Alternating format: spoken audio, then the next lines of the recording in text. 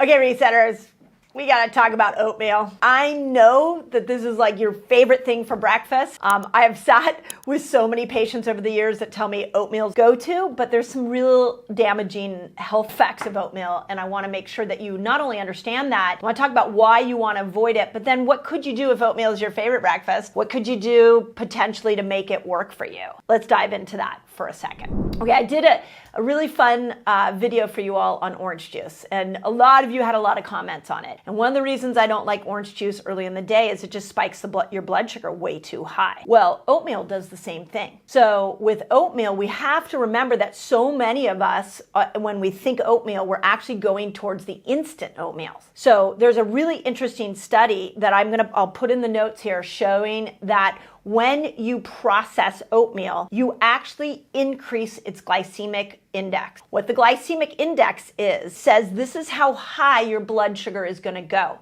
And the higher your blood sugar goes, the harder it is going to be to metabolically switch over into this fat burning place. But also, as it spikes up, it comes crashing down. And when you get to those low levels of blood sugar, you're going to feel hypoglycemic, you're going to feel hungry, and you're not going to wait it out in a place where you're going to start to want to hang in there till you make some ketones in this in the fasted state. So one of the things I did for years in my clinic is I had to pull my patients off of these instant oatmeals in order to help them build a fasting lifestyle. So the study that I'm linking in here is it's in the processing of oatmeal that we are seeing such a high blood sugar spike. So the first thing you can do is just put that instant oatmeal away and get something like a steel cut oat. The slower oats that are going to take you a little longer to cook, they're going to have a little bit of a lower glycemic index, which isn't going to affect you as adversely. So that's the first thing I want you to think about. Now, if you take that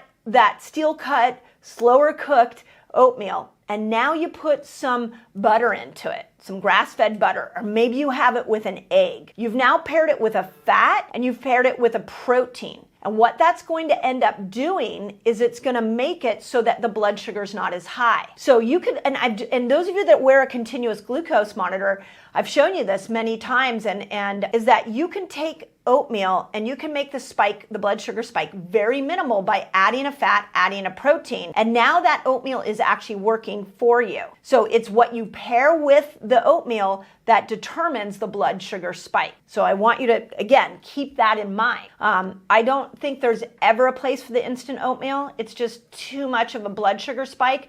But if you love it so much, then let's slow cook it and let's put it with this fat and protein. Okay, last thing that's actually really interesting about oatmeal and something that I've been sharing with my Reset Academy and I'm writing about in my next book. And it's that oatmeal, it has this incredible amino acid in it called tryptophan. And what does tryptophan do? Tryptophan makes you serotonin. What does serotonin do? Makes you happy. This might be why the whole world gravitates towards oatmeal.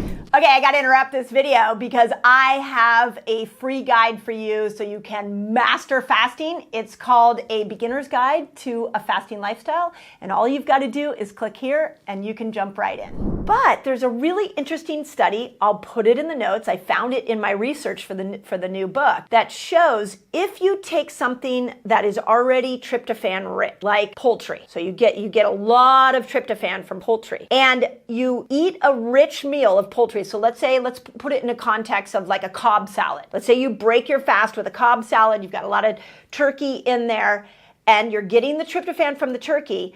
And then a couple hours later, you come in with oatmeal. The study said specifically oatmeal, steel cut, slow cooked oatmeal, and you bring in that carbohydrate that already has some tryptophan in it, your conversion of tryptophan into serotonin will be greater. So I'm starting to call this our serotonin days, and I'm teaching this in my academy. I've been playing with this principle, and I'm really excited about it. And oatmeal fits in there. There's other carbohydrates you can use, but the way it looks is you want to come in with turkey, some kind of poultry in your mid-meal, and then you want to follow that up in your mid-afternoon or maybe for dinner with more of a carbohydrate-rich meal, like maybe you do a gluten-free pasta, maybe you do a sweet potato or potatoes, and you're now bringing bringing that carb, pairing it with tryptophan, and now you're going to get this serotonin experience within your body that makes you feel really good. But if you decide you're going to have your oatmeal at night, have it for dinner and put it maybe with a protein, like I mentioned, and you flipped breakfast and you put it at dinner, now you've really maximized serotonin. So just think about that for a moment. Poultry in the middle of the day, and we're starting to get that tryptophan from protein,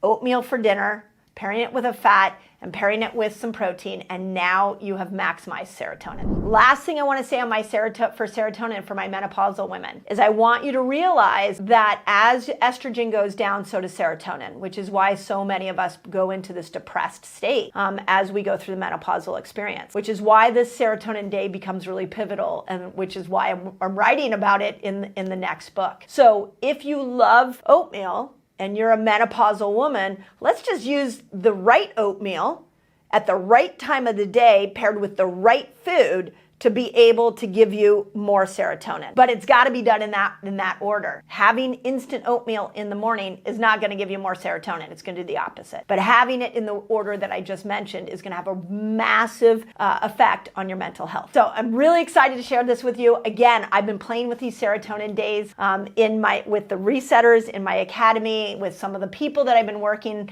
with one-on-one, and it's working. And now I want it to work for you. So as always, let me know if you have questions. If you try this serotonin day, come back and let me know how it works, because we are a community here, and your physical and mental health really mean a lot to me. I want to make sure that I'm helping you move the needle forward, and the order in which you put food, something like oatmeal, really matters. And make sure you throw that instant oatmeal away. Let's get the slow cooked oatmeal going, and let's get you happy again. Okay, if you loved this video, you're gonna wanna check out the next video of my food series.